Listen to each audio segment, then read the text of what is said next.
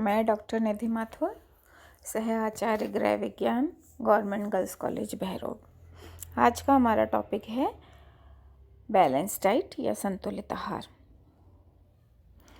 आहार क्या चीज़ है? व्यक्ति एक दिन में जितना भोजन ग्रहण करता है, भोजन की वह मात्रा उस व्यक्ति का एक दिन का आहार कहलाती है। कि सुबह से लेकर रात तक जो जो भी चीज़ें वो खाए, उठते ही उसने जो पहली चीज़ खाई, उसके बाद रात को सोते टाइम जो भी खाया पिया, वो उसका पूरे दिन का एक दिन का दैनिक आहार कहलाता है। अब हम जब आहार की बात कर रहे हैं तो सबसे इम्पॉर्टेंट चीज़ आ जाती है संतुलित आहार। संतुलित आहार क्या है? संतुलित आहार वो आहार है जिसमें पर्याप्त मात्रा में पौष्टिक तत्व विद्यमान हो। कौन कौन से पौष्टिक तत्व होते हैं? कार्बोस, प्रोटीन, वसा, खनिज और विटामिन्स। साथ ही साथ हम जल की भी बात करते हैं, क्योंकि जल हालांकि कोई पोषक तत्व उसके अंदर ऐसा उपलब्ध नहीं होता, लेकिन वो सारी क्रियाओं को संपन्न करने में हेल्पफुल होता है। उसके माध्यम से ही सारी क्रियाएं संपन्न होती है, इसलिए हम जल को भी एक पौष्टिक तत्व के अंदर सम्मिलित कर लेते हैं। यानी ऐसा भोजन जिसमें सभी पौष्टिक तत्व हों और जो व्यक्ति के शारीरिक वृद्धि विकास के लिए सफिशिएंट हो, पर्याप्त हो, वो आहार उसका संतुलित आहार कहलाता है। संतुलित आहार में पौष्टिक तत्वों के साथ साथ ही पानी, जैसा मैंने बताया कि जल की पूरी आवश्यकता होती है, साथ ही रफेज जो होता है, रेशा, वो भी पर्याप्त मात्रा में होना चाहिए, है ना। रफेज से डाइजेशन सही होता है, रेशे से। तो वो ऐसा भोजन जिसमें सभी पौष्टिक तत्व हो, पांचों पौष्टिक तत्व हो, साथ ही जल हो, रफेज हो, है ना। इसके अलावा जो भोजन है वो आकर्षक होना चाहिए, स्वादिष्ट होना चाहिए, व्यक्ति की रुचि के अनुसार होना चाहिए।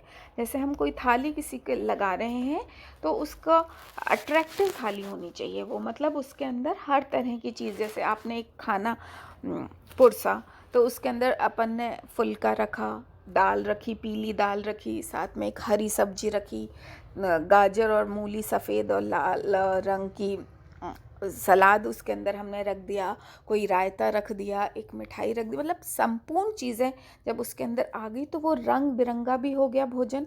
रंग बिरंगी कोई चीज़ होती है हमको बहुत ज़्यादा आकर्षित करती है। तो ऐसा भोजन हो जो कि देखने में भी सामने वाले को अपील करे, सुंदर लगे, आकर्षक लगे और खाने में भी रुचिकर हो और स्वादिष्ट हो और वो व्यक्ति की रुचि के अनुसार हो। तब अगर इस तरह से हम भोजन बनाते हैं, प्लान करते हैं, तो वो जो भोजन है वो संतुलित आहार कहलाता है।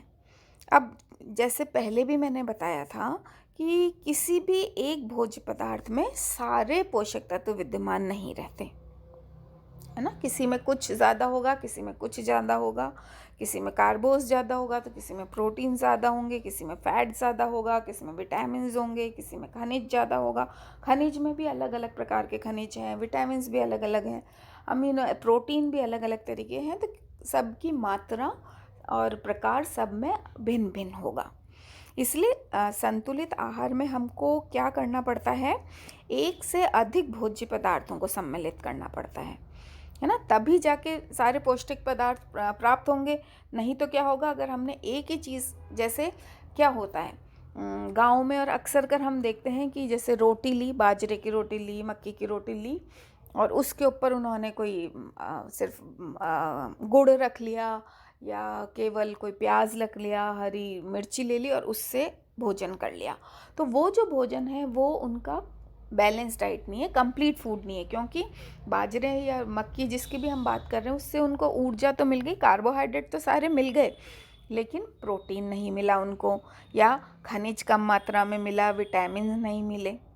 तो भोजन में हमको इस प्रकार से भोजन बनाना है या खिलाना है जिसमें कि सारे पोषक तत्व मिल जाएं। चाहे हम अलग अलग तरह की चीज़ें उसमें सम्मिलित करें जो कि अलग अलग पौष्टिक तत्व जिसके अंदर हो और हमें अलग अलग मात्रा में, सही मात्रा में पौष्टिक तत्व मिल जाएं।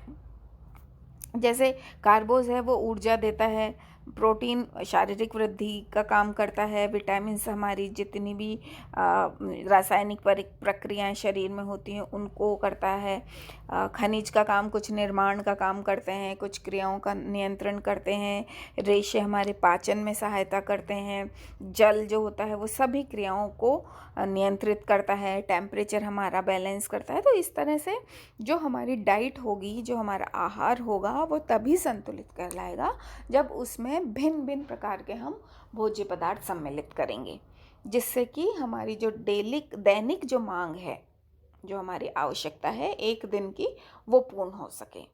जैसे हमको ऊर्जा की, हर व्यक्ति की मांग अलग है, हर व्यक्ति की प्रोटीन की मांग अलग है, विटामिन्स, मिनरल सब की मांग अलग है।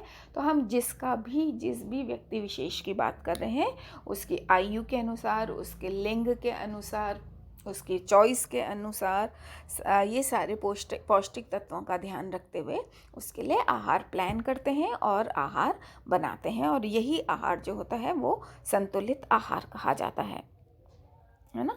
जैसे इसका अपोजिट हम बात करें, अगर इस तरह का आहार जो मैं अभी बता रही थी कि केवल उसने रोटी खा ली और उस पर अचार रख के खा लिया, या मिर्ची रख के खा ली, या प्याज रख के खा लिया, या गुड़ रख के खा लिया, तो जो ये इस तरह का आहार होगा वो असंतुलित आहार कहलाता है और उससे कुपोषण का शिकार हो जाता है व्यक्ति, क्योंकि स्वास्थ्य में गिरावट आने लगती है, क्योंकि पूरे पौष्टिक तत्व उसको नहीं मिलते। और कई बार अल्प पोषण हो जाता है, यानी जो हम बात कर रहे थे कि पौष्टिक तत्वों की कमी के कारण, और कई बार अति पोषण हो जाता है, वो भी बहुत ज़्यादा परेशान करता है। जैसे अल्प पोषण हुआ, अगर हम कम खा रहे हैं तो क्या होगा, एनीमिया हो जाएगा, रक्त अल्पता हो जाएगा, या विटामिन्स की कमी के कारण जितने भी रोग होते हैं ना, जैसे रतौंधी, स्कर्वी, या मिनरल्स पूरे नहीं मिल रहे तो बोन्स से रिलेटेड कोई प्रॉब्लम होने लग जाएगी, सूखा रोग हो जाएगा, क्वोशरकर, ऐसे हज़ारों रोग हो जाते हैं अल्प पोषण से।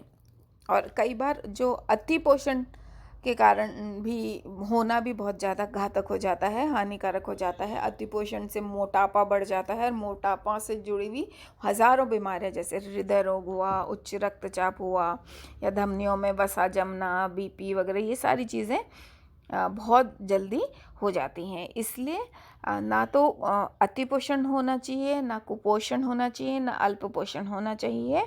हमको हमेशा अच्छे से सुपोषण होना चाहिए, और हमको अच्छे से सही मात्रा में सही पोषक तत्वों का समावेश करते हुए अपना आहार लेना चाहिए।